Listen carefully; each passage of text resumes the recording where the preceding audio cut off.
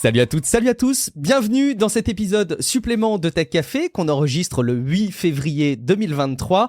Je suis toujours Guillaume Vendée et vous avez peut-être entendu l'épisode hebdomadaire qu'on a enregistré avec Cassim Ketfi où on a fait un petit peu le point sur l'actu chaude de la semaine.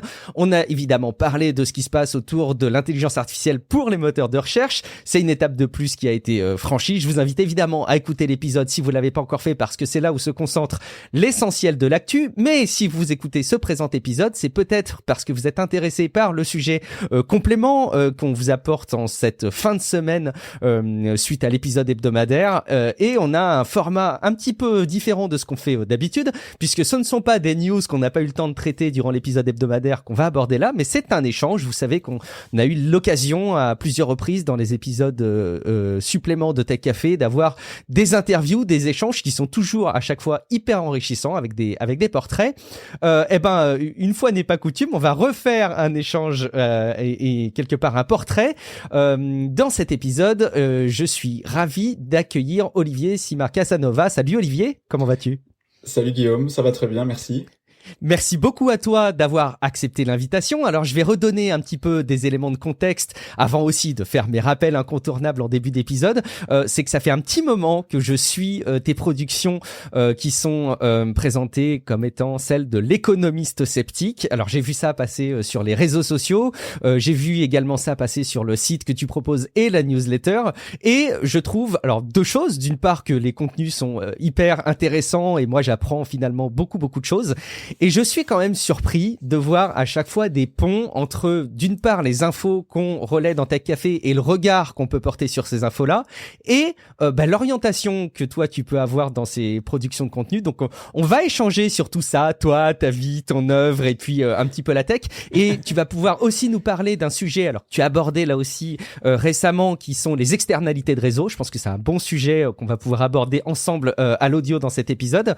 Merci déjà, donc beaucoup de consacrer un petit peu de temps pour Tech Café, pour moi et pour les auditeurs. Juste avant qu'on échange ensemble, je vais évidemment rappeler aux auditeurs que Tech Café est un podcast complètement gratuit, mais qui est également disponible en financement participatif sur Patreon. Donc si jamais vous trouvez que le travail qu'on fait dans Tech Café vous sert à quelque chose, vous permet de condenser une veille, en plus dans un format audio un peu agréable à écouter, allez jeter un coup d'œil sur patreon.com/techcafé. Vous avez toutes les infos pour soutenir le podcast durablement et en plus avoir quelques contreparties, notamment un flux privé du podcast sans la pub et le chapitrage des épisodes. Et puis évidemment, je compte sur vous pour aller commenter sur techcafé.fr, échanger sur le serveur Discord et partager auprès de vous le podcast et également sur les apps de podcast comme Apple Podcast ou Podcast Addict. On est ravis de prendre connaissance de vos avis semaine après semaine. N'hésitez pas, c'est un grand plaisir. C'est avec un grand plaisir qu'on les relaiera dans de futurs épisodes.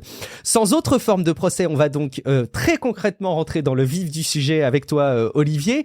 J'ai présenté en quelques mots, moi, la première perception et les premières images que j'ai pu avoir, mais je pense que le plus simple et le plus efficace, c'est que tout simplement, tu te présentes et que tu présentes un petit peu ton travail de manière générique. D'abord, merci pour l'invitation. Donc moi, je m'appelle Olivier Simard Casanova, je suis économiste de formation.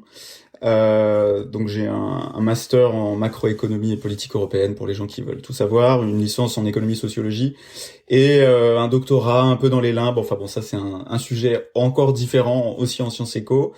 Je fais de la vulgarisation scientifique en économie depuis 2015 avec l'idée de parler de sciences éco de présenter la science économique en fait et de l'expliquer parce que pour la plupart des gens la science économique ça veut pas dire grand chose, en tout cas c'est pas clair.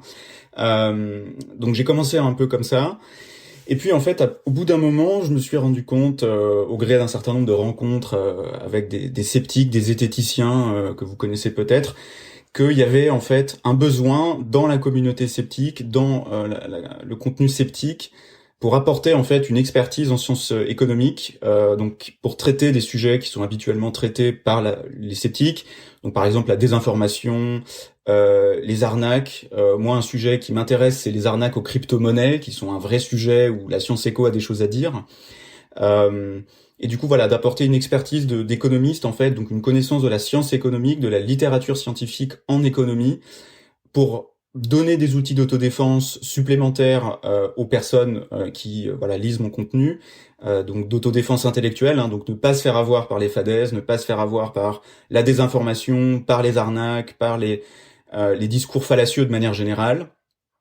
Et puis aussi, du coup, de faire de la vulgarisation scientifique en économie, parce que fondamentalement, je reste quand même un vulgarisateur. Donc, d'expliquer ce qu'est la science économique, d'expliquer les théories de la science économique, les résultats, les méthodes et les concepts. Et on parlera tout à l'heure, du coup, des externalités de réseau, qui sont un des nombreux concepts que les économistes ont construit au cours du dernier siècle, en gros, pour des dernières 150 années. Donc à la fois dans une logique de curiosité, c'est-à-dire d'expliquer aux gens ce que c'est la science éco et donc ces fameux concepts, mais aussi dans une logique parfois de comprendre l'actualité. Et en l'occurrence, les externalités de réseau sont un concept très intéressant pour comprendre un peu ce qui pourrait se passer sur Twitter. Parce que j'imagine que vous avez déjà, enfin je le sais parce que j'ai un peu regardé le sujet de certaines émissions, vous avez déjà un peu traité ce qui se passe sur Twitter depuis qu'un certain milliardaire en est devenu le propriétaire. Ouais.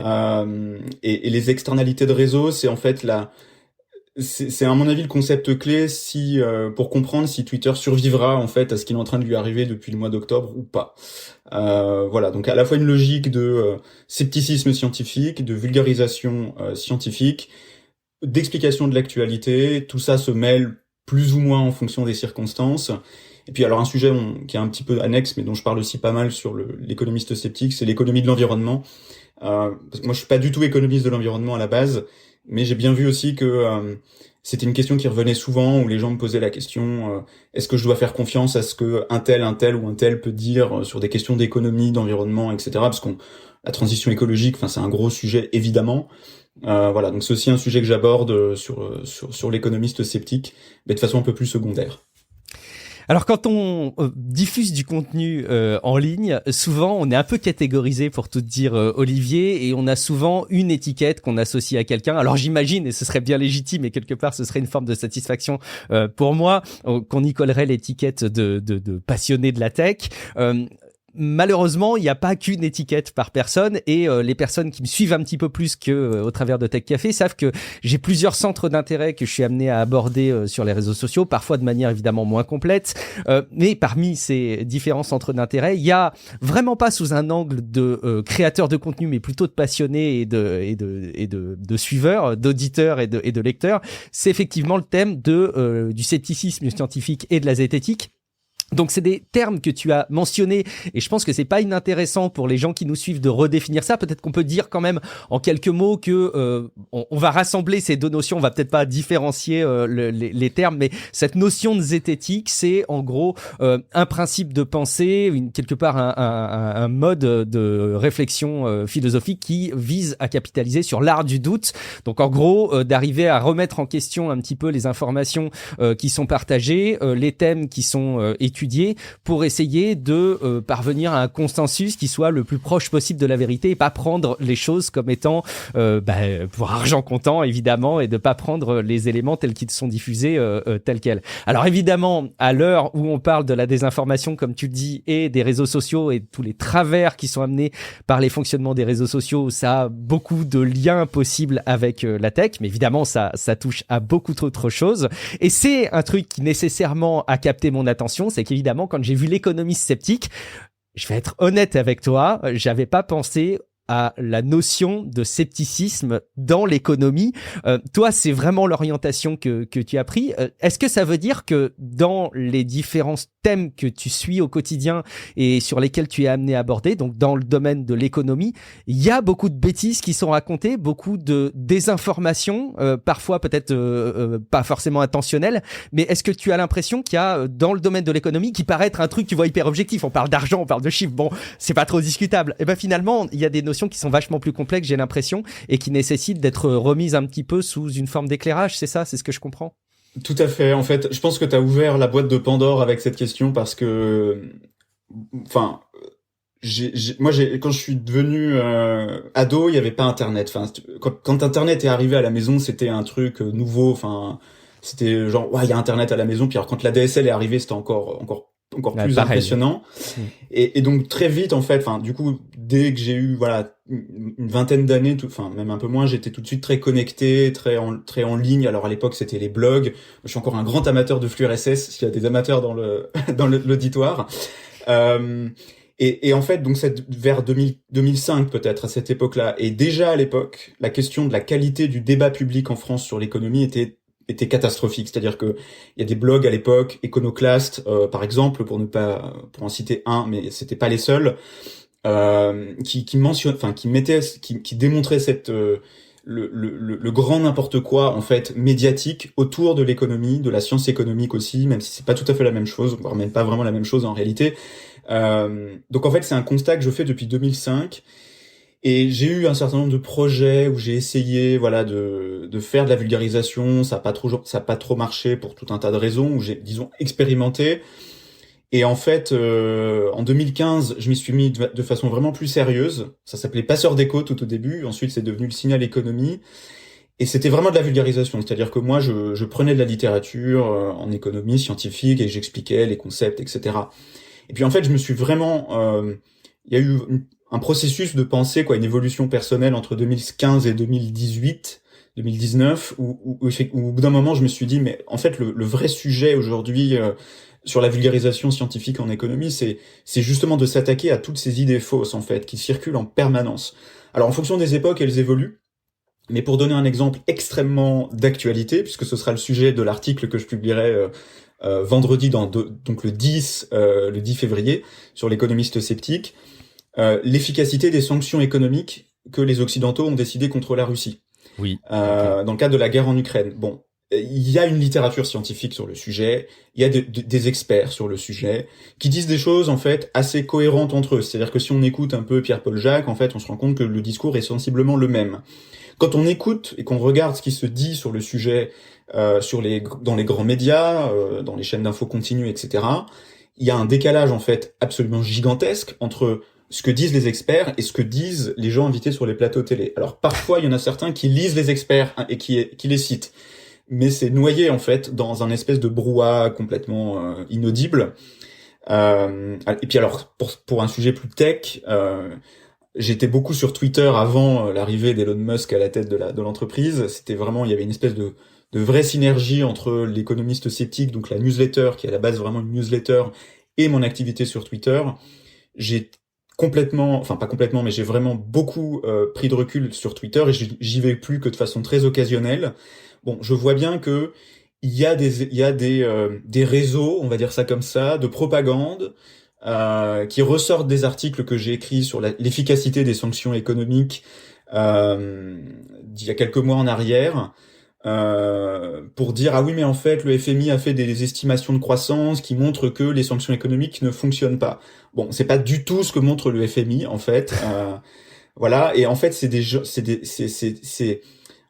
comment dire, en tout cas c'est cette expérience récente que j'ai vue sur Twitter dans mes mentions, quand elles fonctionnent parce qu'elles sont pas toujours efficaces en ce moment, c'est clairement une campagne coordonnée, c'est-à-dire que c'est des gens qui se sont mis d'accord, ils avaient tous le même extrait vidéo d'un truc sur LCI, enfin c'était voilà, donc c'était pas un accident quoi, que ces gens m'interpellent tous en même temps, etc.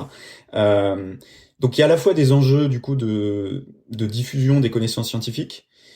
Dans certains cas, il y a aussi des enjeux de propagande, hein, puisqu'on est quand même dans une guerre aujourd'hui en Ukraine. Alors, les Français, les Occidentaux ne sont pas partie prenante de la guerre au sens où on ne combat pas sur le terrain, mais en fait, on combat indirectement, enfin, ce qu'on appelle la guerre hybride avec les sanctions économiques.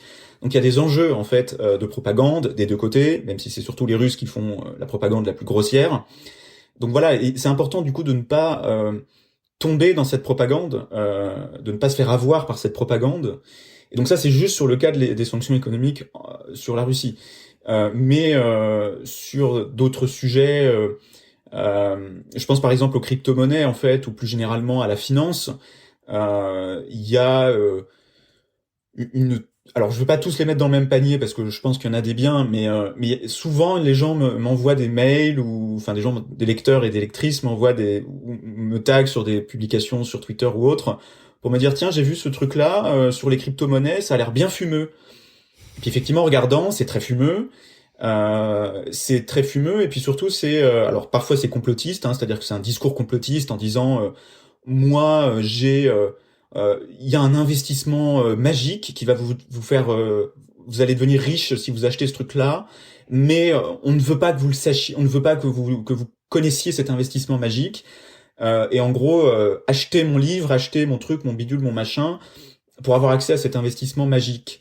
Créer un compte sur cette application où évidemment la personne qui donne le lien aura une commission sur les créations de comptes, etc. Le problème c'est que les crypto-monnaies en fait c'est un actif financier qui est très risqué parce qu'il est très volatile. Alors en soi c'est pas forcément grave mais il faut savoir ça.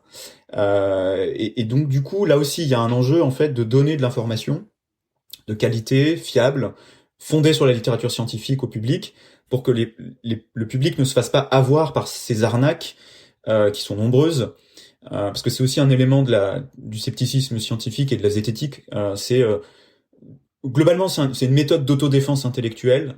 On se pose la question de pourquoi je pense ce que je pense, et qui a donc plein d'implications concrètes. Et l'une d'elles, c'est sur les arnaques, se défendre contre les arnaques.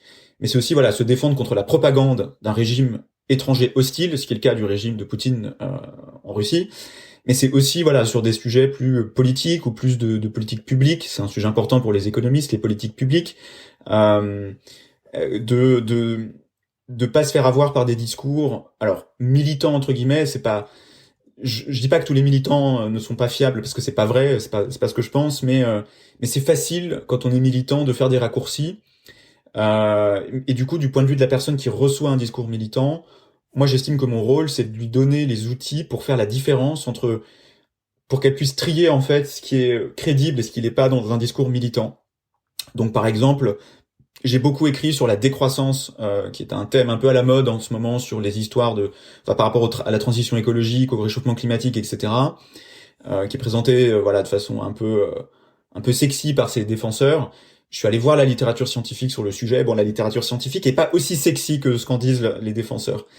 Voilà, donc c'est assez polymorphe en fait les liens entre scepticisme et sciences éco et économie.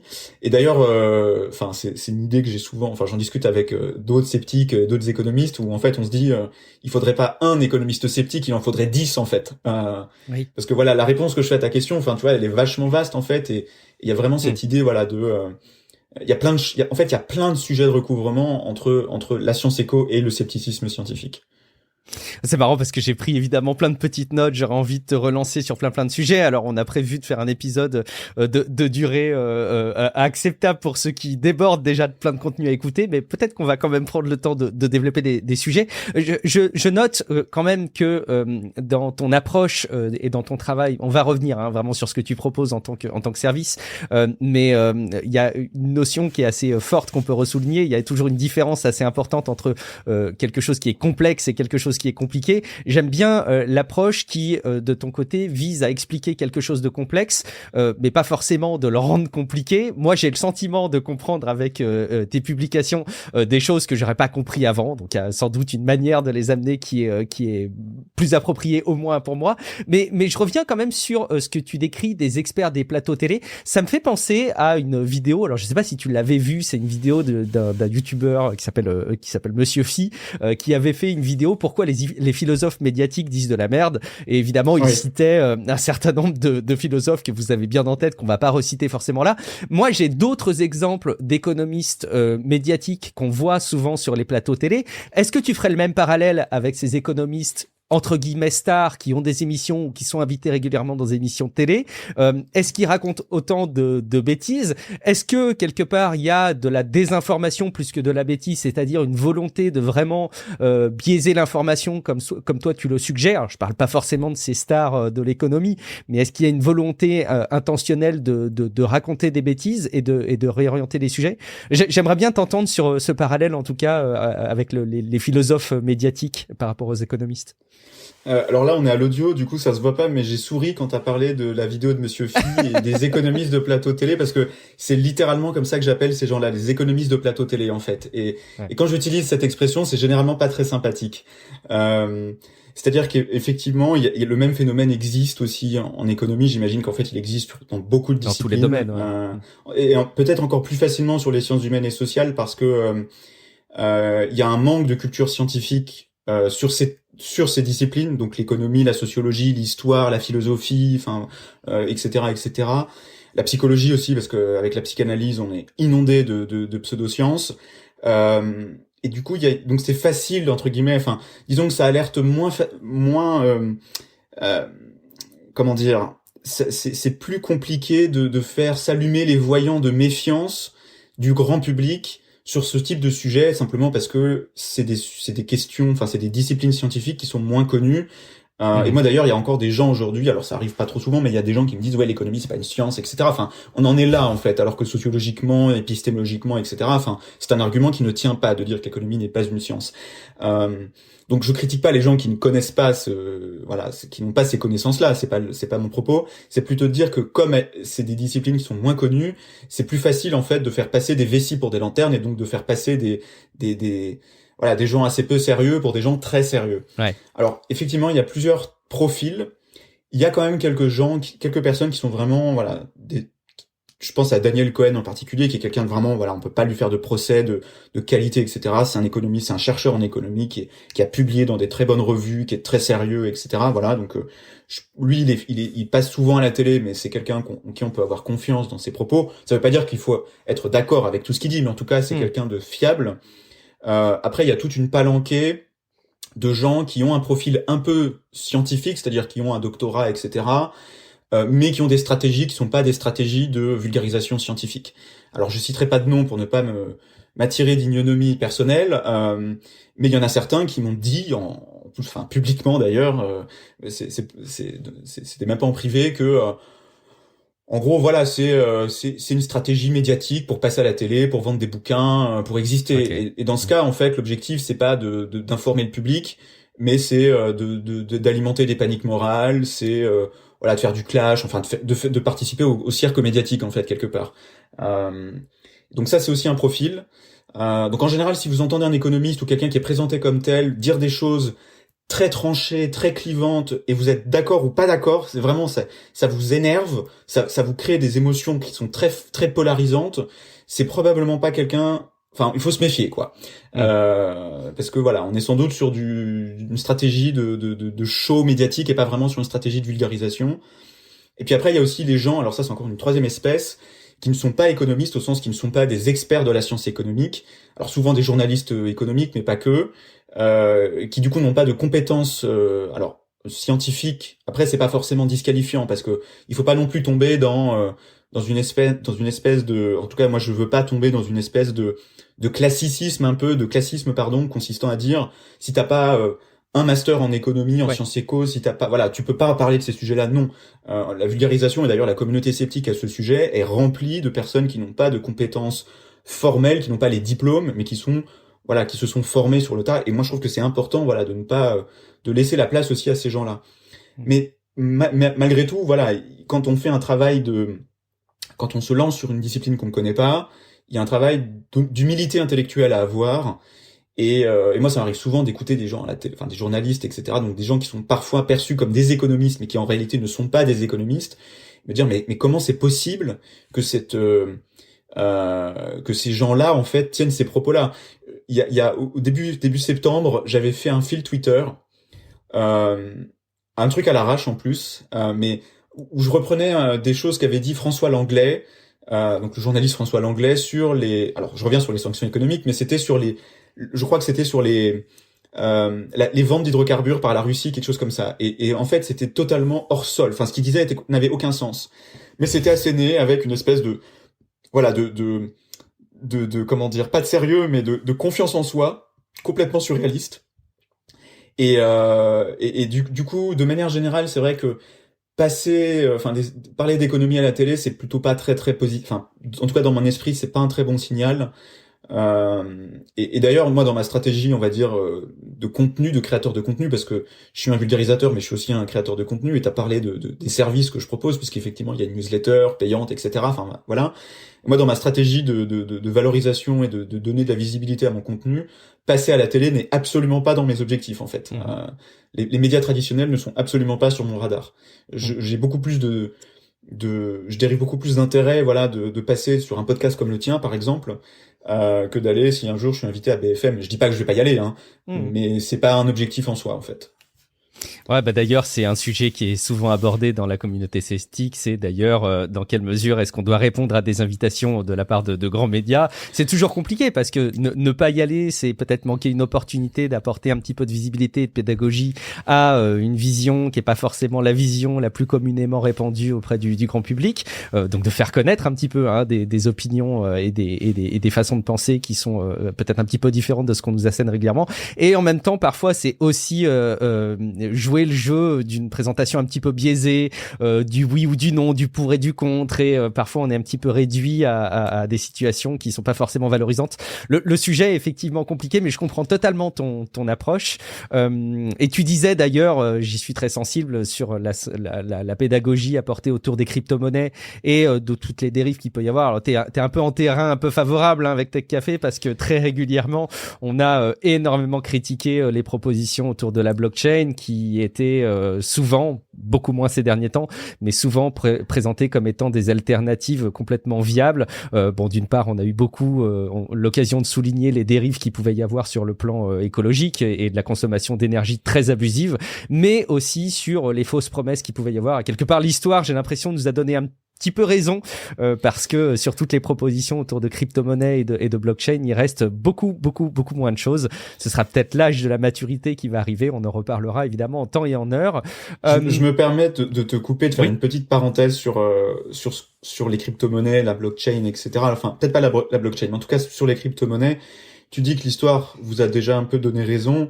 Et en fait, moi, je pense que c'est que le début. C'est-à-dire que dans 5 ans, l'histoire vous aura sans doute donné encore plus raison parce que il est en train de se passer quelque chose qui, à mon avis, est nécessaire. C'est que les États vont commencer à réguler tout ça, en fait.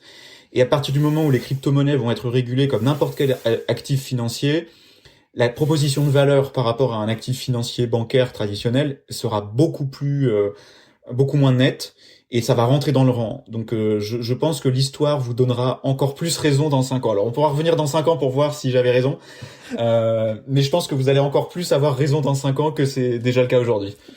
Rendez-vous en 2028. Mais tu sais, c'est difficile d'ailleurs comme sujet parce que les réactions qu'on peut avoir sur les réseaux sociaux, alors non pas qu'on soit suivi par des millions de personnes et qu'on reçoive des torrents de commentaires, très loin de là, mais assez souvent, ça peut aussi heurter la sensibilité des personnes qui nous écoutent. Bah, peut-être aussi parce que on est biaisé parfois, aussi quand on a investi quelques centaines d'euros dans des cryptos, on a envie aussi d'entendre du bien. On peut aussi être heurté quand on nous assène le fait que c'est quelque part une forme d'illusion, d'arnaque, même si il y a plein de choses qu'il faudrait qu'on complète là-dedans parce qu'il y a forcément des propositions qui sont très bien intentionnées avec des vraies propositions de valeur. Mais bon, on va pas dériver autour des cryptos. Je pense que l'orientation et la petite conclusion que tu donnais sur le sujet était intéressante quand même à donner.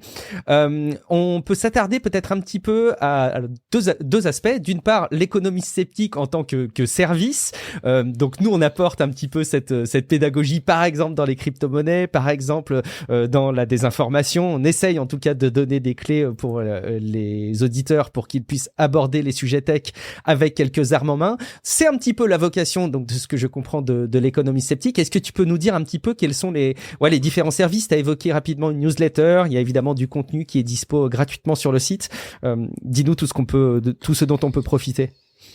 Eh ben, je pense que t'as à peu près tout dit, c'est-à-dire que fondamentalement, l'économiste sceptique, c'est une newsletter / un site internet, c'est-à-dire que les articles mail sont les articles du site internet, donc il y a 2 grands types d'articles, en fait 3 grands types d'articles. Il y a des articles de décryptage, donc c'est tous les vendredis, vers 16h ou un peu plus tard selon les semaines, ou qui sont des articles gratuits. Donc qui sont donc c'est un thème, enfin j'appelle ça décryptage, mais c'est un peu le fourre-tout, c'est-à-dire que si j'arrive pas à le mettre dans une autre catégorie, ça va dans les décryptages. Donc ça, c'est des articles, voilà, thématiques souvent. Donc par exemple, l'article sur les sanctions économiques, sur les sanctions économiques contre la Russie, c'est des articles de décryptage. Il y a des articles du wiki. Donc là, ça, c'est plus descriptif, c'est-à-dire que je vais prendre un concept de science éco, un concept de scepticisme, un concept épistémologique aussi. Donc un peu plus sur la méthode scientifique, et je vais l'expliquer. Voilà, donc l'idée c'est de constituer en fait un stock d'articles, de définitions quelque part pour pouvoir renvoyer les gens, parce que pareil, je me suis rendu compte assez vite dans mon expérience de vulgarisateur scientifique que il y avait pas tellement de bonnes ressources sur la science éco en français. Malheureusement, le Wikipédia francophone sur la science éco est vraiment absolument catastrophique. J'ai essayé à l'époque d'améliorer ça, mais De ça m'a contribuer, dégoûté ouais. la manière dont mais ça m'a dégoûté la façon dont ça fonctionnait. Donc j'ai dit parce que c'est comme ça, je vais lancer mon propre wiki dans mon coin. Donc du coup voilà, c'est aussi les vendredis. Donc c'est soit un article du wiki, soit un article de décryptage. Il y a les mercredis. Des articles du fil, donc qui sont réservés aux abonnés payants, donc aux personnes qui soutiennent mon travail en s'abonnant à 2 formules, 5 ou 10 euros par mois, qui sont des articles de veille. Donc c'est une veille scientifique, une veille sur un certain nombre de sujets, donc sceptique, une veille économique, une veille, donc voilà, qui prolonge en fait les articles gratuits que j'écris. Donc par exemple, je fais une veille sur les sanctions économiques contre la Russie, sur la guerre en Ukraine aussi, parce que l'effet économique de la guerre dépend aussi de l'aspect militaire, donc il faut que je regarde un petit peu ça quand même. Il y a donc une veille scientifique, c'est-à-dire que en ce moment c'est un peu mon petit plaisir, c'est-à-dire que je prends des articles scientifiques, si possible récents, et je les explique en fait pour expliquer voilà ce que font les économistes, à quoi ça sert, etc. Donc par exemple récemment j'ai publié un article sur une méthode qui consiste à utiliser des images satellites pour estimer la croissance économique dans certaines zones données. Donc c'est un truc complètement nouveau en fait en sciences éco. Donc ça, je trouve ça super intéressant. Donc ça, c'est pour le texte. Il y a la vidéo qui va arriver. Le mystère des plans sociaux de Big Tech, qui est le dernier que tu as publié le 1er février dans le fil, au passage. Donc évidemment, ça fera écho à des sujets qu'on a largement relayés dans Tech Café. Donc si vous voulez creuser, ça peut être intéressant. Des vidéos, tu dis, du coup, tu te lances sur YouTube? Alors j'ai eu déjà une expérience en fait. Alors ce sera pas sur YouTube, ce sera plutôt. Enfin, le format est encore un petit peu pas complètement stabilisé, mais voilà, je suis pas trop vidéaste, je préfère les lives, les vidéos live. J'en avais fait un petit peu il y a à peu près 1 an avec des sceptiques, ça s'appelait le Quarail sceptique, c'était un format plutôt détendu, plutôt voilà, open, on discutait un peu de tout et de rien. Là, j'aimerais des choses un peu plus carrées. Donc il y aura bientôt des annonces à ce sujet, du coup voilà, je donne un peu la primeur de cool. Ça à Tech Café. Voilà, donc avec des invités, avec des conférences, etc. Enfin, il y aura plusieurs formats. Et puis il y a peut-être aussi un projet de podcast, parce que j'avais fait du podcast il y a quelques années en arrière. Mais voilà, pareil, c'est des choses qui sont en train de se monter progressivement. Et donc l'idée globale de tout ça, ma démarche en fait sur l'économiste sceptique, donc c'est que le cœur de mon contenu est que le modèle économique aussi de l'économiste sceptique, parce que dans ma tête en fait, une des raisons qui fait que les différents projets que j'ai eu jusqu'ici de vulgarisation avaient échoué, c'était à cause de l'équation économique, c'est-à-dire que non seulement je bossais gratuitement pour écrire ces articles, oui, mais en plus de ça, tous les frais d'hébergement, de les outils de planification sur les réseaux sociaux, enfin toutes ces choses-là en fait, c'était à mes frais en plus, donc je payais 2 fois quelque part. Et du coup, je me suis dit voilà, il faut que ce nouveau projet il soit autonome financièrement. Donc c'est pour ça qu'il y a cette formule payante. Et donc je suis très soucieux que les éléments stratégiques de l'activité économique de l'économiste sceptique, enfin que le modèle économique soit des choses que je contrôle. Donc que ça ne dépende pas de Big Tech. Donc j'ai pas de Patreon par exemple, il y a pas de choses comme ça. Les gens s'abonnent sur le site internet directement. Alors techniquement c'est une instance de Ghost, que j'héberge moi-même sur mon serveur, enfin sur un VPS. Je voulais le mentionner. On peut peut-être faire une toute petite parenthèse là-dessus. Ghost, c'est un CMS, donc un Content Management System. C'est un outil qui permet de propulser du contenu type site web, pas que d'ailleurs, et qui est disponible en service. Donc on peut souscrire à Ghost et Ghost, c'est en gros, on n'a pas la question à se poser de l'hébergement, etc. Mais on peut aussi installer Ghost comme on installe WordPress, par exemple, sur une instance. Toi, c'est le choix que tu as fait, c'est plutôt d'héberger l'instance Ghost. C'est ça, parce que j'ai des petites compétences en administration serveur, voilà. Donc, alors c'est pas du PHP MySQL, c'est du Node.js. Donc, mais enfin, en tout cas, si vous savez un petit peu gérer de la ligne de commande sur un serveur Ubuntu, enfin en fait, ça se fait plutôt très bien. C'est assez friendly. Alors après, c'est un peu geek quand même, mais disons pour un CMS un peu geek, c'est plutôt friendly quand même par rapport à d'autres. Et surtout, l'avantage de Ghost, en fait, c'est que c'est vraiment une plateforme qui est intégrée avec les newsletters, en fait. C'est-à-dire que c'est pas des plugins, c'est vraiment dans la plateforme. Et donc les newsletters et aussi les newsletters payantes. Tout ça est très bien intégré. Il y a aussi une API si vous voulez faire des choses un peu plus avancées, que moi j'utilise indirectement, mais bon, peu importe. Donc du coup, je veux en fait que les éléments stratégiques de mon business ne dépendent pas de Facebook, de Twitter, de grosses boîtes, de YouTube, etc. Parce que combien de fois d'ailleurs j'ai perdu des pages Facebook à cause de Facebook parce que à un moment donné, j'avais créé une page pour Passeur d'éco, donc mon premier projet de vulgarisation en sciences éco, que j'ai changé. Le nom est devenu Le Signal Économie. Et Facebook a refusé que je change le nom alors que c'était le même projet en fait. Et du coup la page était perdue quelque part. Alors dans l'absolu elle était encore en ligne, mais elle avait plus d'intérêt quoi, parce que il fallait que les gens cherchent le signal, Passeur d'éco pour aller sur la page du Signal Économie. Enfin c'était complètement nul. Et du coup ça a été la première fois que je me suis dit ouais non mais là en fait je veux pas que des éléments stratégiques de mon business entre guillemets, de l'activité autour de l'économiste sceptique dépendent de plateformes tierces. Et donc par exemple Twitter où j'étais très actif avant l'arrivée d'Elon Musk, je le suis beaucoup moins depuis qu'il est arrivé parce que je considère qu'il fait peser un risque en fait sur l'économiste sceptique et du coup il faut que je m'en protège. Mais pour autant, si demain Twitter se casse la gueule et n'existe plus, moi la relation que j'ai avec mes abonnés c'est par le biais de leur boîte mail en fait, puisque c'est la newsletter. Et donc il y a pas d'intermédiaire, il y a pas d'algorithme, il y a pas tout ça en fait. Et là j'envisage, je vais aussi bientôt faire une annonce formelle, mais du coup je déflore un peu aussi pour Tech Café. C'est bon. Mais ça. du coup il y aura une communauté hébergée, parce que je veux pas de Discord, je veux une communauté que je contrôle en fait, et j'ai trouvé la solution technique hier soir, donc je vais pouvoir mettre ça en place. Ça va prendre le temps parce que je veux faire ça de façon un peu progressive. Mais d'ici quelques semaines, quelques mois, il y aura la communauté de l'économiste sceptique sera hébergée par l'économiste sceptique et ne dépendra de personne d'autre. Évidemment, ça dépendra quand même de l'hébergeur, etc. Mais disons que c'est moi qui ai les commandes sur les décisions les plus importantes. Et ça, c'est aussi consubstantiel dans ma démarche, quoi. C'est vraiment que, comme dit, c'est moi qui contrôle. Et je me pose la question aussi de me faire ma propre instance Mastodon, par exemple, puisqu'on parle un peu de Twitter, etc. Mais de me dire, par exemple là, sur un sujet différent, mais j'expérimente avec les bots Mastodon. Bon toutes les instances n'acceptent pas des bots, par exemple, et du coup il faut trouver une instance, etc. Bon, si j'ai ma propre instance Mastodon, la question se pose pas parce que c'est moi qui décide en fait. Donc cette notion de contrôle, c'est vraiment quelque chose qui me tient vraiment à cœur en fait.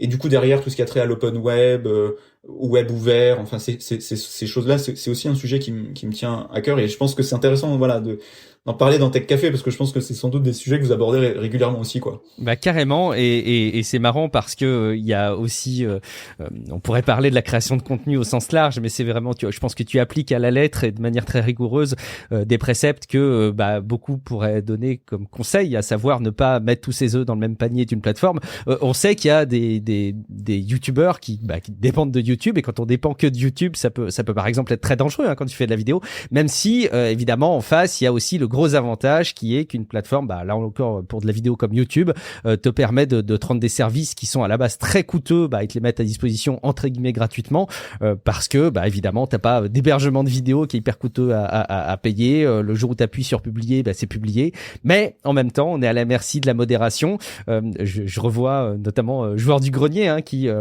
dit voilà, demain, si jamais YouTube applique à la lettre le fait qu'on doit plus dire de gros mots sur les chaînes YouTube, je suis mort, quoi. Et bon, voilà, ça, c'est une très belle illustration, je pense. On a fait le mouvement, je pense, en même temps, ces derniers temps, de plus en plus utiliser Mastodon. Alors, tu vas plus loin, puisqu'en fait, quand on va sur le site de l'économie sceptique, il y a l'onglet Me suivre, où il y a plus Twitter, ça a été carrément remplacé par Mastodon. Donc, je pense que le choix est radical. Alors, j'avoue que, vas-y. J'avais déjà un compte Mastodon avant les événements Twitter-esque, on va dire ça comme ça. Mais effectivement, j'ai fait le choix de ne plus mettre Twitter en avant parce que, enfin, pour moi, bon, déjà pour des raisons idéologiques, c'est-à-dire que voilà, Elon Musk, c'est quand même quelqu'un qui participe à de la désinformation, etc. Donc il y a un problème à ce niveau-là. Mais aussi voilà, parce que je pense que Twitter est sur une phase, dans une pente très très négative. Et je le vois comme un risque pour l'activité de l'économiste sceptique. Donc je n'abandonne pas Twitter non plus. D'ailleurs, j'ai jamais dit que je l'abandonnais. Donc certaines personnes arrivent en mode ah ben t'es toujours sur Twitter. Oui, bah j'ai jamais dit que je partais. Donc à un moment donné voilà. mais ouais, donc comment dire. J'ai supprimé les références à Twitter sur la page Monsieur. Effectivement, c'est bien vu. Ouais, bah je pense que c'est aussi un mouvement. De plus en plus, je vois dans les podcasts des mentions, notamment de comptes Mastodon en lieu et place de Twitter. Ouais. Moi, je l'ai pas remplacé du tout, mais j'avoue que j'y passe de plus en plus de temps. En plus, il y a l'application la Ivory des développeurs de Tweetbot qui est arrivée et qui moi me satisfait complètement au niveau de l'interface. J'ai besoin de cette interface. J'attache beaucoup d'importance à l'expérience, voilà, interface utilisateur, et ça me satisfait bien et ça me donne envie de développer ce sujet. Donc évidemment, allez suivre @ecosceptique@mastodon.online et j'en profite aussi pour dire qu'il faut aussi me suivre, Guillaume Vendée @mastodon.social, mais tous les liens vous les retrouverez facilement. Je suis hyper c'est hyper intéressant de suivre un petit peu l'approche commercial, parce que je voudrais pas qu'on confonde les termes, l'approche du modèle économique, mais surtout commercial que tu as derrière. Et il y a encore une fois énormément de ressources gratuites. C'est aussi une valeur qui est très très forte. Bah, je pense que là aussi, si vous êtes habitué au modèle de Tech Café, même si toi de ton côté il n'y a pas de pub, bah vous êtes habitué. Vraiment, si vous allez jeter un petit coup d'œil au niveau des décryptages, au niveau des contenus qui sont publiés dans la newsletter, il y a vraiment beaucoup de choses très intéressantes.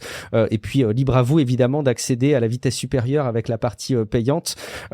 Et d'accéder aux contenus en plus qui sont proposés. Et puis ça peut être aussi une démarche de soutien pour ton travail. Il faut aussi pas le nier, je pense, quand on a ce type de modèle, ça peut être aussi l'envie tout simplement de te soutenir et de continuer à bénéficier que de la partie gratuite parce qu'on n'a pas forcément le temps de tout lire, mais de te soutenir. Donc ça, c'est très chouette. Je voulais t'interroger, on l'avait mis dans le conducteur, mais du coup, tu l'as un petit peu déposé en trame de fond dans toutes tes réponses. Je voulais un petit peu voir un petit peu ton rapport à la tech. Je sais pas si c'est pertinent qu'on s'attarde beaucoup dessus, mais je te laisse quand même une fenêtre de tir si tu as des choses que tu voulais brancher. Tu évoquais un petit peu, ça nous donne une idée de ta date de naissance, de dire ton rapport à l'arrivée d'Internet, des outils que tu as pu expérimenter. Tu as parlé un petit peu de l'utilisation des réseaux sociaux, notamment pour un service comme le tien. Je sais pas s'il y a d'autres choses que tu voudrais souligner dans le monde de la tech. On a parlé des cryptos un petit peu aussi, mais on peut passer à la suite. Mais s'il y a quelque chose que tu voulais rajouter, n'hésite pas, c'est le bon moment. J'ai peur de te répondre parce que du coup ça risque de faire 4 émissions en fait. Alors comme tu veux, du coup, on peut peut-être se dire que si jamais par la suite on a des sujets qu'on veut développer et si on a des retours positifs des auditeurs au sujet de cet épisode, on pourra peut-être revoir ça. Donc écoute, on va le mettre de côté, mais de toute façon, il y a aussi plein de prises de parole autour de la tech que tu as sur ton site. Les IA, évidemment, font partie des sujets que tu traites. Bref, allez jeter un coup d'œil. Du coup, on va s'attarder un petit peu sur un mini dossier quelque part qui est le reflet d'un article que tu as abordé, que moi j'ai trouvé hyper parlant, qui là est assez emblématique en plus du travail que tu fais, parce que c'est une notion qui peut être au premier abord hyper complexe, mais qui en fait dans le fond est relativement simple si tant est qu'elle soit bien amenée. Est-ce que tu veux nous parler un petit peu des externalités de réseau justement? Bah écoute, t'en avais déjà un peu parlé en fait avec YouTube en disant que quand t'es créateur de contenu, t'es genre vidéaste, hein, t'es un peu obligé en fait d'être sur YouTube parce que certes, il y a l'aspect coût, c'est-à-dire que YouTube prend à sa charge les coûts d'hébergement de la vidéo, et la vidéo, ça coûte vraiment cher à héberger, c'est là comme une newsletter. Mais il y a aussi un autre aspect, donc c'est les externalités de réseau, c'est-à-dire que il y a sur YouTube quelque chose qu'il n'y a probablement nulle part ailleurs, qui est l'audience. Et en fait, les externalités de réseau, c'est ce qui se passe lorsque un réseau, donc ça peut être un réseau social, mais c'est pas nécessairement, quand la valeur d'usage d'un réseau augmente avec le nombre d'utilisateurs qui utilisent ce réseau. Donc, un exemple qui parlera à tout le monde, c'est le téléphone. S'il y a 3 personnes qui ont le téléphone, bon, que moi j'ai le téléphone chez moi, ce sera pas très efficace, pas très utile, pas très intéressant. Par contre, si tout le monde a un téléphone, bah la valeur d'usage pour moi d'avoir un téléphone, elle est très élevée, puisque ça veut dire que je vais pouvoir me connecter avec toutes les personnes qui ont un téléphone, et comme elles sont très nombreuses, ça sera très utile. Et en fait, les grosses plateformes d'internet, dont YouTube, dont Twitter, Facebook, etc., en fait, reposent sur ces externalités de réseau. C'est-à-dire que la valeur de YouTube, c'est pas uniquement l'aspect technique et l'aspect coût, c'est aussi le fait que le nombre d'utilisateurs en termes de spectateurs est très élevé, est très grand. Et du coup, si je suis vidéaste, bah, c'est super intéressant pour moi d'avoir accès à de l'audience, en fait. Alors, moyennant l'algorithme, le filtre de l'algorithme, mais il y a cette audience qui est là. La valeur d'usage de Facebook, elle est très élevée puisqu'il y a 2 milliards de personnes sur Facebook. La valeur d'usage de Twitter, c'est parce qu'il y a les journalistes, parce qu'il y a plein de monde, il y a plein de créateurs de contenu, etc., etc. Et donc c'est important. Enfin, pour moi, les externalités de réseau, c'est un concept qui est assez simple en fait à comprendre, parce que c'est vraiment ce que je viens de dire. C'est l'idée que la valeur d'usage d'un réseau augmente avec le nombre d'utilisateurs. Et en fait, et donc c'est un concept qui est important du coup pour comprendre la manière dont fonctionnent les grandes plateformes, puisque une fois que les externalités de réseau ont cette caractéristique que à partir du moment où elles atteignent, où le nombre d'utilisateurs atteint une certaine masse critique, en fait, les externalités de réseau se renforcent. C'est-à-dire qu'on a une espèce de cercle vertueux, de boucle de rétroaction positive, pour utiliser le terme technique. Et donc, ça veut dire que il y a un certain nombre d'utilisateurs sur Facebook. Moi, du coup, je suis pas encore utilisateur de Facebook et je vais sur Facebook et je me rends compte que, ah oui, il y a beaucoup de monde déjà sur Facebook. Et en fait, c'est intéressant. Donc, je rejoins Facebook. Donc, j'augmente le nombre d'utilisateurs de Facebook. Et du coup, j'augmente la valeur d'usage pour les personnes qui pourraient venir, qui viendront demain sur Facebook et après-demain sur Facebook. Et ça crée, du coup, un cercle vertueux, quelque part, une boucle de rétroaction positive, donc qui s'auto-entretient. Et une fois que la plateforme a réussi à atteindre cette masse critique, elle a plus grand chose à faire. Ça s'auto-entretient. Et là, en fait, on arrive,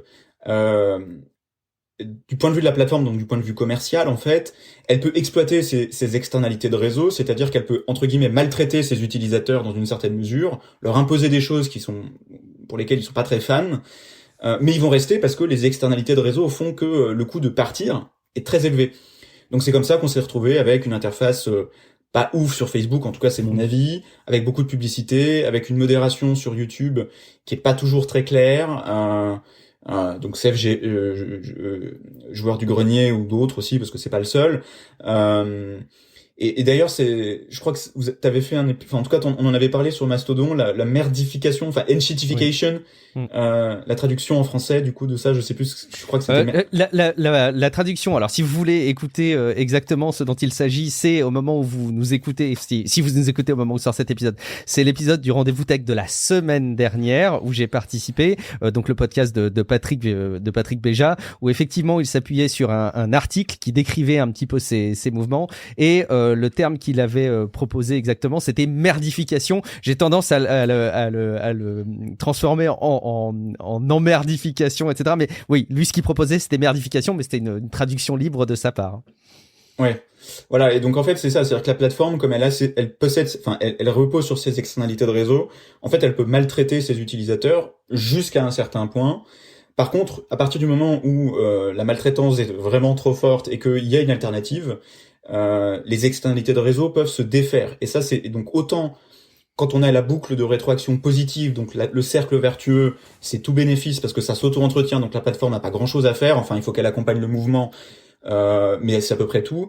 Par contre, quand ça se défait, là, ça devient, c'est quasiment inarrêtable. Parce que c'est le cercle vicieux de dire ah oui, mais voilà, moi je suis sur Twitter par exemple, je vois qu'il y a pas mal de gens qui sont sur alors il faut qu'il y ait une plateforme alternative, hein, parce que s'il y a pas de concurrence en fait, et c'est d'ailleurs un peu pour ça que YouTube et Facebook sont un peu ont du mal, sont un peu intouchables parce qu'il y a pas vraiment de concurrence. Mais YouTube peut-être plus encore que Facebook. Mais typiquement, voilà, Twitter, Mastodon, on voit bien que le cercle qui peut se mettre en place, c'est de voir les gens qui partent sur Mastodon.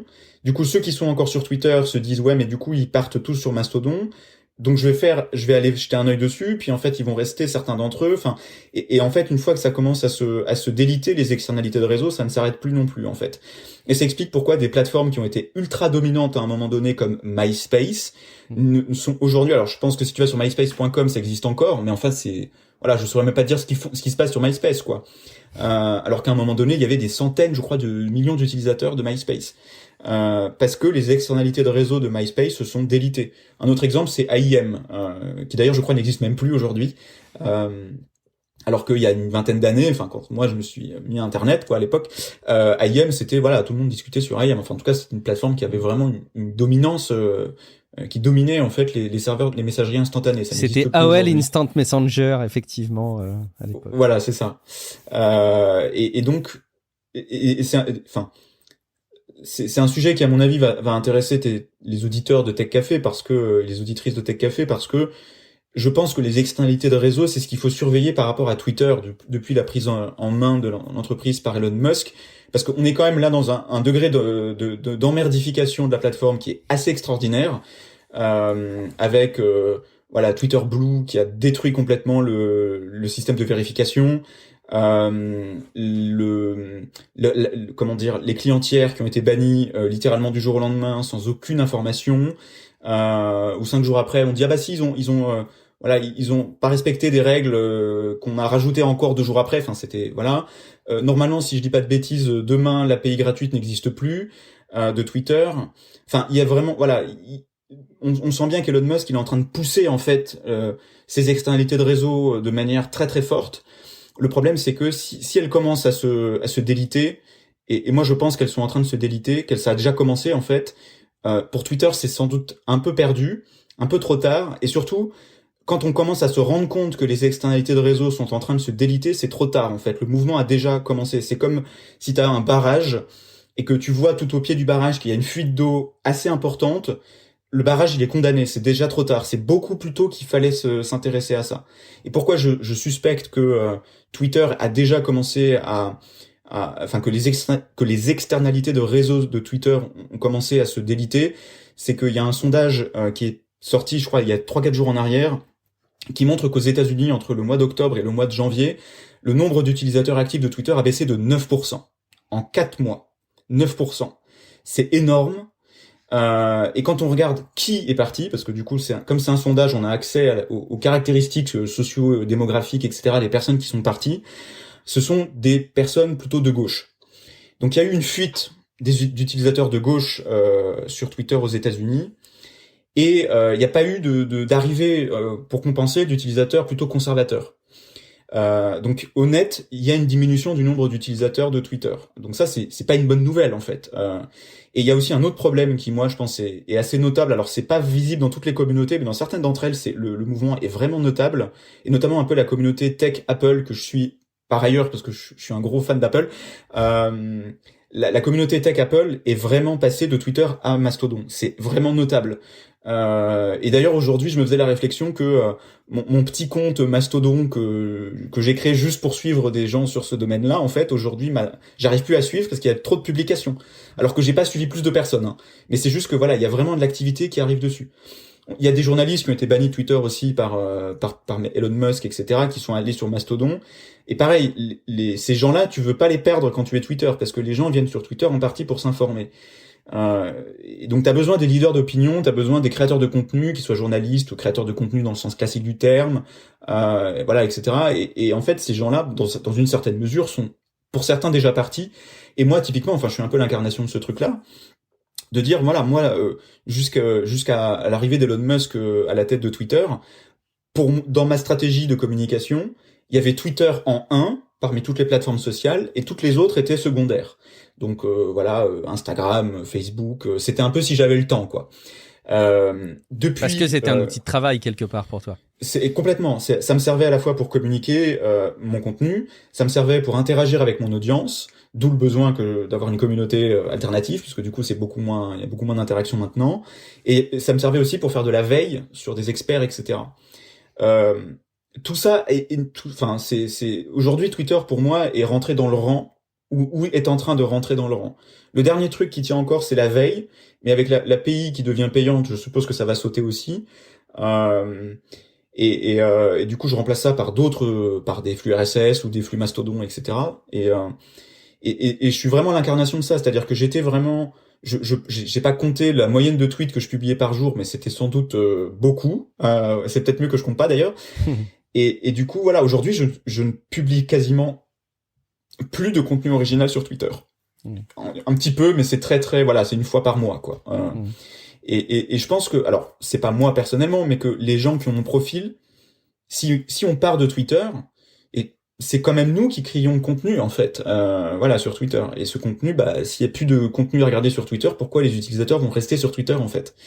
Et donc, c'est ce mouvement, en fait, de départ d'un certain nombre, entre guillemets, d'influenceurs ou de leaders d'opinion, je sais pas trop comment, enfin, de créateurs de contenu, je sais pas quel terme correspond, enfin, vraiment, il faudrait que j'utilise. Ce départ-là vers d'autres plateformes, donc Mastodon ou d'autres, hein, ça peut être aussi, voilà, genre LinkedIn par exemple. Je pense que pour Twitter, c'est une très très mauvaise nouvelle. Et du coup, dans les prochains mois, on va voir en fait si la prédiction est correcte de dire de voir si les externalités de réseau sur lesquelles repose Twitter vont survivre ou pas, et si elles ne survivent pas, enfin Twitter c'est terminé en fait. Ça ne s'effondrera sans doute pas au sens où Twitter continuera à exister, mais ça sombrera dans une forme d'indifférence, en fait. Oui, après, il peut y avoir des éléments qu'on n'a pas forcément anticipés, des nouveaux services comme ça qui pourraient nous bluffer. On n'est pas à l'abri, mais c'est vrai que si on prend la photographie telle qu'elle est actuellement et qu'on la projette un peu dans l'avenir, on sent bien qu'il y a un mouvement qui est probablement assez difficile à contrer. Et c'est marrant parce que ça me fait revenir sur des choses que j'affirmais, alors pas de manière très assurée, hein, mais c'était une forme de conviction que j'avais. J'étais à peu près persuadé que aucun service décentralisé ne pourrait remplacer un service centralisé comme Twitter. Et avec le recul, je me trompe. Je me trompais. Je dis pas que ce sera forcément un mastodon qui va récupérer la donne, mais en tout cas, la nature décentralisée après l'avoir utilisée et après vraiment me l'être appropriée n'est absolument pas bloquante. Ce qui me fait parfois d'ailleurs réfléchir sur les affirmations qu'on a pu faire, tu vois, sur les utilités de la blockchain. Mais ça, j'y reviendrai. Mais en tout cas, c'est sympa de voir qu'il y a pas que il y a que les cons qui changent pas d'avis et j'aime à penser que parfois je change d'avis et que je remets en perspective ce que j'ai pensé. Je voudrais juste m'attarder sur un aspect des externalités de réseau parce que là tu nous parles quelque part d'une plateforme, d'un outil, tu nous parles par exemple du téléphone portable et de l'utilisation du téléphone portable. Est-ce qu'on pourrait appliquer selon toi ce modèle, ces mouvements que tu décris, les externalités de réseau sur des sujets comme la désinformation, comme par exemple l'audience ou l'audience sur les réseaux sociaux d'une émission comme celle de Touche pas à mon poste par exemple. Moi j'ai l'impression qu'effectivement plus il y a d'auditeurs et de personnes qui consultent éventuellement des sujets liés à de la désinformation, plus ils sont à même de s'exprimer sur le sujet, de se retrouver, et donc ça fait un peu une chambre de résonance. Est-ce que c'est tordre le sujet que de l'interpréter comme ça, ou est-ce que c'est une application possible pour toi? Je pense, alors c'est une très bonne question. Je réfléchis du coup en même temps, pour essayer de pas dire de bêtises, parce que c'est un truc que j'ai pas dit aussi dans ma démarche sur l'économiste sceptique, c'est que je fais pas vraiment d'analyse en fait. C'est-à-dire que je donne pas vraiment mon avis sur les sanctions économiques. Je fais une petite parenthèse à nouveau sur les sanctions économiques, mais je ne donne pas mon avis sur les sanctions économiques. Moi, mon travail, c'est de prendre l'avis de gens plus compétents que moi. Parfois, quand c'est mon domaine de compétence, du coup, je suis la personne plus compétente que moi-même, et de traduire ça dans un langage compréhensible. Moi, je me vois vraiment comme un traducteur, je suis pas un commentateur, je suis pas, voilà. Et donc là, du coup, j'essaie de faire attention à ne pas dire de bêtises. Je pense que ça n'est pas une externalité de réseau. Okay. C'est plutôt des phénomènes, voilà, de valorisation, enfin, comment dire ça, ce qu'on appellerait, en sciences éco, c'est ce qu'on appellerait des phénomènes de multiplicateur social, en fait. C'est-à-dire que, comme t'as beaucoup de personnes qui regardent, du coup, Il y a un enjeu social de dire soit je regarde ou je regarde pas aussi, parce que ça peut aller dans l'autre sens en disant non mais moi jamais de la vie je regarderai cette émission d'abruti quoi. Enfin ça peut, c'est aussi un. Donc c'est plutôt des jeux sociaux en fait que vraiment des externalités de réseau. Okay. Parce que dans l'externalité de réseau, il y a vraiment l'idée que l'intérêt d'utiliser le réseau enfin déjà il faut que ce soit un réseau du coup, mais que augmente avec le nombre d'utilisateurs. Okay. Et d'ailleurs ce qui fait, tous les réseaux n'ont pas d'externalité de réseau. Par exemple, l'autoroute, le réseau routier, c'est un réseau aussi. Et on voit bien que le réseau routier, s'il y a trop d'utilisateurs, au bout d'un moment, ça décroît l'intérêt de l'utiliser parce que ça crée des bouchons. En fait, ça sature. Okay. C'est ça. Donc il y a des enjeux de congestion, pour utiliser le terme technique, qui sont des externalités négatives de réseau. C'est-à-dire que quand il y a trop de monde et que le tuyau est pas assez épais, assez large, du coup, ça crée de la congestion. Mais c'est vrai que du coup, sur la désinformation, je pense pas qu'il y ait directement. Après, disons que la désinformation au sens large utilise les plateformes qui se sont construites sur des externalités de réseau. Voilà. Mais et ce qui pose aussi une autre question qui est pas la même, qui est celle des bulles de filtre. Et là, je pense que c'est un sujet sur lequel les sceptiques et les zététiciens, il faudrait qu'on soit un petit peu plus à regarder la littérature scientifique, parce qu'il y a de la littérature scientifique sur les effets des réseaux sociaux, sur la société, sur les gens, etc. Par exemple, est-ce que les algorithmes radicalisent les gens? On avait entendu ce débat à un moment donné sur YouTube en disant que ça transformait des gentils centristes en des extrémistes, des gens d'extrême droite. La littérature enfin, moi je la connais pas bien, mais j'essaie quand même de la regarder un peu, puis de lire des gens qui la connaissent mieux que moi. J'ai l'impression que la littérature scientifique sur le sujet, déjà elle existe. Voilà, donc ce serait bien qu'on la lise et qu'on arrête un peu parce que c'est vrai que souvent c'est des débats qui sont un peu des débats de comptoir, quoi, en disant ah mais moi je pense que, moi je pense que, oui très bien, mais qu'est-ce que disent les études un peu sérieuses sur le sujet? Bon, vraisemblablement la radicalisation c'est pas net, l'effet est pas très très clair. Par contre, ce qui est certain, c'est que les bulles de filtre, en fait, ce qui est certain, en tout cas, ce qui a l'air plus documenté, c'est que oui, les bulles de filtre existent sur les réseaux sociaux. Oui, elles existent aussi dans la vraie vie. Et ça, on oublie souvent, en fait, de se dire que nos amis, nos amis dans la vraie vie, en fait, il y a aussi une bulle de filtre. Et en réalité, ce qu'on voit, c'est que la bulle de filtre IRL, elle est beaucoup plus restreinte, en fait, que la bulle de filtre sur les réseaux sociaux. Donc, en fait, les réseaux sociaux, paradoxalement, sont beaucoup plus ouverts que notre bulle de filtre de la vie réelle. Sauf pour quelques personnes. Et donc c'est ceux-là en fait à qui on pense quand on voit les bulles de filtre qui sont sur les réseaux sociaux de gens qui baignent que dans les mêmes idées. Donc c'est des gens en fait qui en réalité étaient déjà radicalisés avant. Donc ils avaient déjà des idées assez fringe, quoi, je sais pas trop comment traduire ça en français, mais assez border, quoi, un peu borderline, enfin je sais pas comment ça se traduire fringe en français. Mais des idées un peu très minoritaires. Donc ils étaient déjà convaincus. Peut-être. Ouais, excentrique, mais genre excentrique un peu hardcore, quoi. Et du coup, ils avaient déjà ces idées-là. Et en fait, ils trouvent des gens qui les ont aussi sur les réseaux sociaux. Et du coup, en fait, donc ces gens-là, effectivement, c'est vraiment la bulle de filtre telle qu'on l'entend de manière classique. Mais ça a un avantage, en fait, c'est que ça confine la désinformation dans des cercles très restreints, en réalité. Alors, quand on est un peu au contact de ces cercles-là, on a l'impression que la désinformation, elle est partout. Mais en réalité, moi j'ai bien vu sur Twitter avec ces histoires de sanctions économiques, l'étude du FMI montre que la croissance russe sera pas aussi faible que ce qu'on pensait, et donc ça prouve que ça prouverait que les sanctions économiques ne marchent pas. Bon, déjà non, ça prouve pas ça du tout, mais surtout j'ai bien vu que l'agitation elle était uniquement sur Twitter. Des personnes m'en ont parlé sur d'autres plateformes, mais ils m'ont posé des questions. Alors que sur Twitter, il y avait vraiment... Enfin, j'ai bien vu la complosphère d'extrême droite, puisque c'est des éléments qui... c'est eux qui sont les substrats les plus importants de la propagande du Kremlin sur ces questions-là, qui est organisée sur Twitter, voilà. Mais en fait, ça reste dans une zone... c'est-à-dire, si tu fréquentes pas cette petite sphère, en fait, si t'es pas dans la frontière... où tu peux avoir des échanges, finalement, tu les vois jamais. Donc il y a un effet d'isolement, c'est-à-dire que ça les met en quarantaine, en fait, un peu.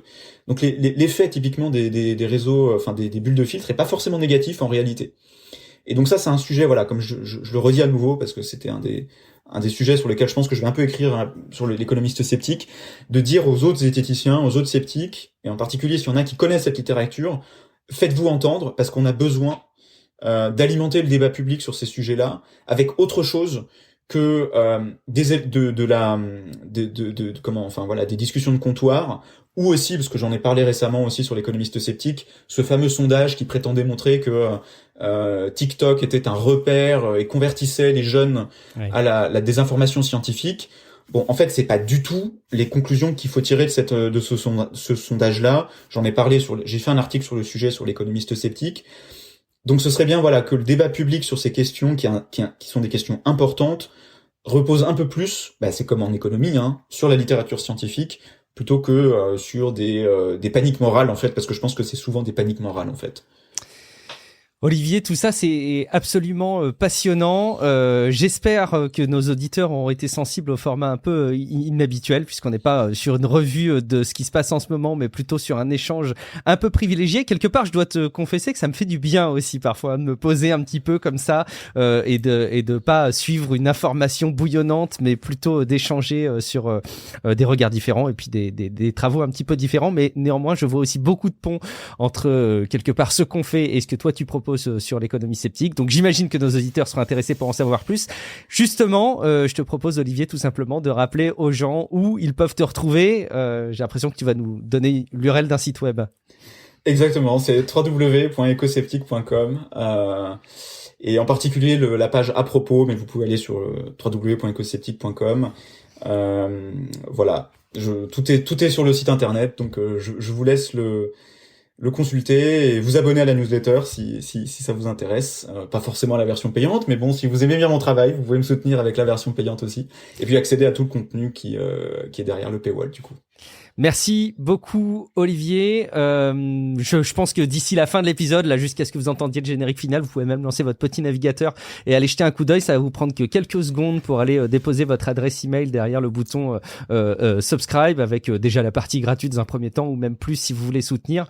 Mais vraiment, les contenus sont hyper intéressants et le rythme fait que c'est une démonstration très sympa de l'utilité et de la pertinence, je trouve, du newsletter de nos jours. C'est que c'est un contenu qui t'arrive sur un canal dont on peut se désintéresser à la base, mais qui revêt un intérêt particulier avec ce type de contenu. Donc super intéressant. Merci beaucoup, Olivier, d'avoir accepté l'invitation et d'avoir consacré un petit peu de temps pour Tech Café et pour les auditeurs. De mon côté, vous le savez maintenant, je suis dispo sur techcafé.fr, sur guillaumevendée.fr et sur les réseaux sociaux en général, donc évidemment sur Mastodon. Vous pourrez peut-être voir nos échanges entre Olivier et moi-même. Merci beaucoup, Olivier, et puis à très bientôt aux éditeurs. Rendez-vous dans quelques jours pour un prochain épisode de Tech Café. Ciao à toutes et à tous.